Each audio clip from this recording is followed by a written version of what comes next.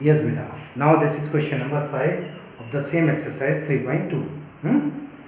Half the perimeter of a rectangular garden whose length is 4 meter more than its width is 36 meter. Find the dimensions of the garden. देखो dimensions बतानी है हमें garden की.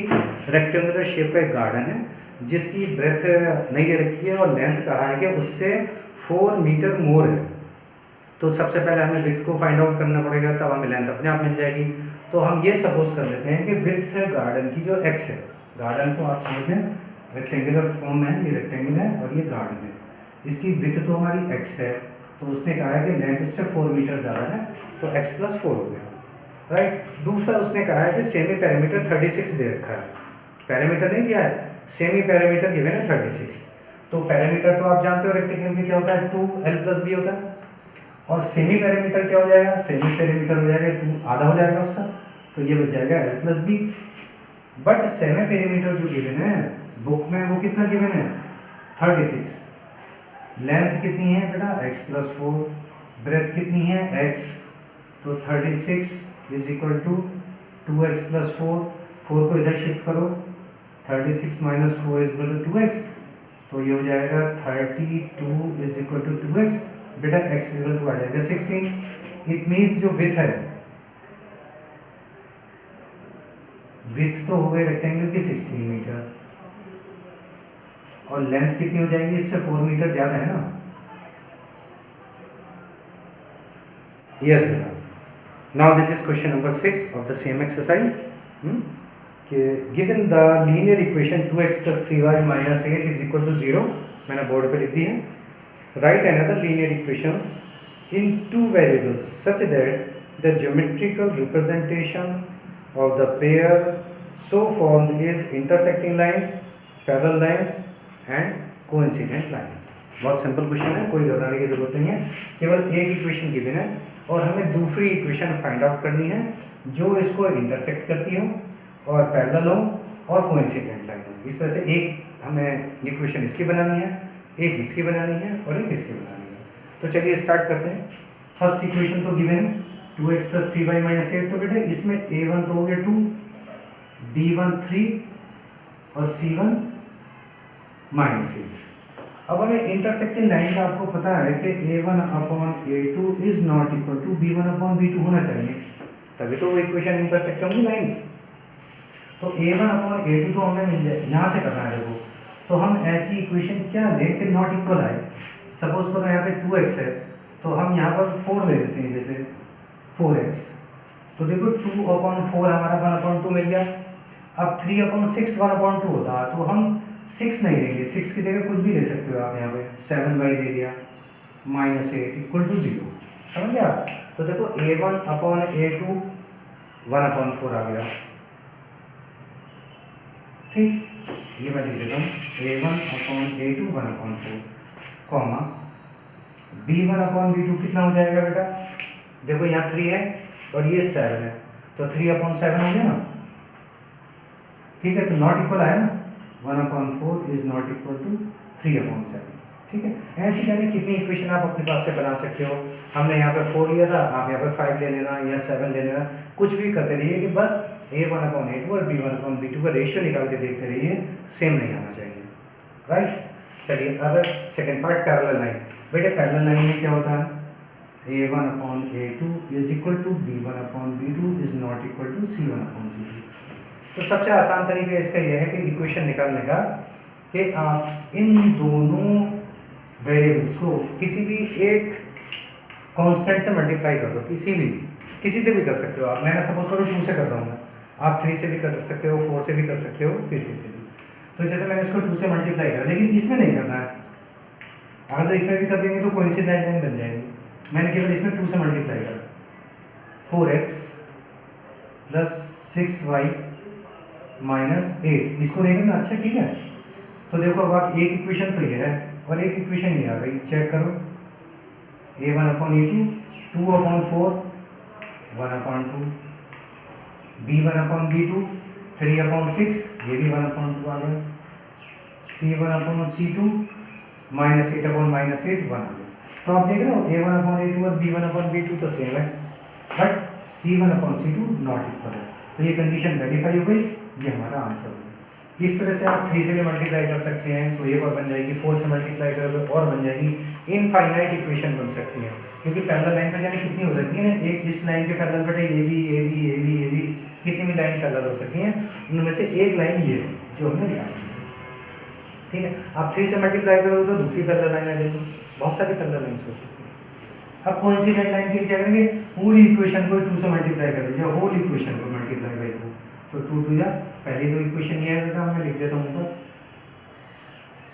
अब इसको 2 से multiply करा, 4x 6y 16 = 0। चेक करते हैं, a1/a2 कितना है, 1/2, b1/b2 कितना है, 3/6, ये भी 1/2, c1/c2 कितना है, 8/16, ये भी 1/2। तो वेरीफाई हो गई ना, हो गई बेटा, a1/a2 = b1/b2 = c1/c2, ये हमारा आंसर। यस बेटा, question number 7, this is the last question of this exercise. Draw the graphs of the following equations, x - y + 1 = 0 and 3x + 2y - 12 = 0. Determine the coordinates of the vertices of the triangle formed by these lines and the x-axis and shade the triangular region. चलिए करते हैं, कोई बात नहीं, 2 equation दी हैं, same question से कोई different नहीं है, ग्राफ प्लॉट करना है। फर्स्ट इक्वेशन है हमारी जो गिवन है, सेकंड इक्वेशन ये गिवन है, x - y + y = 0 and 3x + 2y - 12 = 0।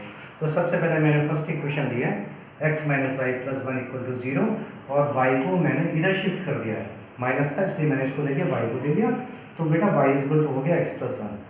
इसमें हम x की वैल्यू रखी है, मैंने 0 रखी है पहले, तो देखो जब x की वैल्यू 0 रखेंगे तो y की वैल्यू आ जाएगी 1, और जब x की वैल्यू मैंने रखूँगा 2 इसमें, तो 2 + 1 कितनी हो जाएगी, 2 + 1 3 हो जाएगा। तो ये टेबल डायरेक्ट तैयार कर दी, क्योंकि बहुत बड़ी कैलकुलेशन नहीं थी, इसने डायरेक्ट ही कर दिया, राइट। नाउ अब सेकेंड, 3x + 2y - 12, तो बेटे 12 को इधर शिफ्ट किया, 2y फिर 3x को इधर शिफ्ट किया तो माइनस में हो गया, तो 12 - 3x/2 हो गया, 2 से हो गया। अब यहाँ पर मैंने x की वैल्यू रखी, पहले 0 रखी, मैंने वही रकम जो मैंने पहली वाली इक्वेशन में रखी थी, x की वैल्यू 0 रखेंगे तो 12 - 0 12, और 12 को 2 से काटेंगे तो बेटा 6 आ जाएगा। ऐसी अब की बार मैंने x की वैल्यू 2 रखी है जो इसी में रखी थी, तो देखो 2 3 जा 6 हो गया, 12 - 6 6 हो गया, और 6 को 2 से डिवाइड करेंगे तो 3 आ गया। तो सेकंड टेबल ये आ गई, x की वैल्यू तो सेम है 0,2 और y की वैल्यू इसमें डिफरेंट है कि 2,3। तो आप देख रहे हो इसमें 2 और 3 सेम आया बेटा, तो इसका आंसर हमें पता चल गया है कि 2 और 3 इसका आंसर है, x की वैल्यू 2 और y की वैल्यू 3, ये तो आंसर हमें पता चल गया।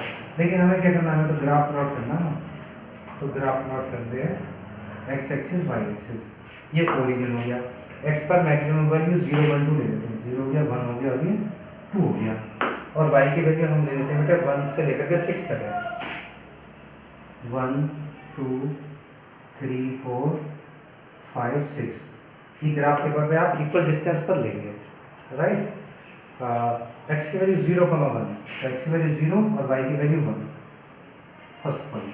2,3, this is 2 and this is 3, तो 2,3, दिस पॉइंट इज b। इनको ज्वाइन करते हुए एक बेटा लाइन ड्रॉ कर देंगे सीधी सी, प्रोड्यूस कर दो, क्योंकि ट्राइंगल बनाना है तो बड़ी लाइन ड्रॉ कर देंगे। अब है 0,6, तो 0, x की वैल्यू 0 और y की वैल्यू 6, ये आ गई सी पॉइंट। और फिर है 2,3, बेटा 2 ये हो गया और 3 हो गया, ये तो सेम ही पॉइंट है, ये भी डी पॉइंट कॉन्साइड कर रहा है आपका, और ये पॉइंट इधर चला जाएगा, तो आप देख रहे हो, इसको ज्वाइन कर दो। अब उसने कहा है इसमें कि जो ट्राइंगल बनाना है वो एक्स एक्सिस के साथ बनाना है आपको, एक्स एक्सिस तो ये है ना, तो ट्राइंगल को शेड कर रहा हूँ मैं, देखो ये ठीक है, ट्राइंगल ठीक है। इस पॉइंट को मैंने लिखा हुआ है, डी ऑलरेडी है, दोबारा लिख दिया, चलो ये पॉइंट ले लीजिए आप, सी लिखा हुआ है, डी लिखा हुआ है, और ए इसको मैं ले लेता हूँ, ए था, बी था, डी, इसको चलो मैं ले लेता हूँ, पी ले लेता हूँ, और इसको क्यू लेता हूँ, कंफ्यूजन दूर हो जाता है। यहाँ 1 2 3 देखेंगे कहाँ आएगा, 3 इसके बीच में होगा, और 4 इसको ये ले लेते हैं, ये 3 पर इंटरसेक्ट कर रहा है और ये 2 पर इंटरसेक्ट कर रहा है बेटा, है ना, ये 2 पर। तो इसने कहा है कि पॉइंट के कोऑर्डिनेट बताओ जहाँ ये ट्रायंगल मिल रहा है। तो एक तो ये पॉइंट पे मिल रहा है, तो इसके कोऑर्डिनेट हो गए एक्स एक्सिस पे है 4,0 आ जाएगा, ठीक है। इसके कोऑर्डिनेट क्या आएंगे, ये डिस्टेंस तो बेटा 2 है और ये डिस्टेंस 3 है, तो इसके कोऑर्डिनेट आ जाएंगे 2,3।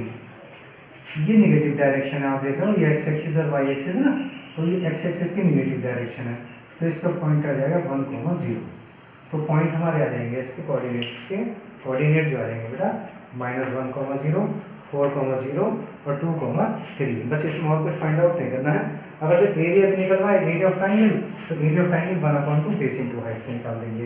ये तो हो जाएगा इसका बेस बेटे 4/5, तो 1/2 5, ये तो बेस हो गया, और ये हाइट हो जाएगी 3, तो 5 3 या 15/2 स्क्वायर यूनिट, क्योंकि एग्जाम में इसका एरिया भी फाइंड आउट करने के लिए आ सकता है।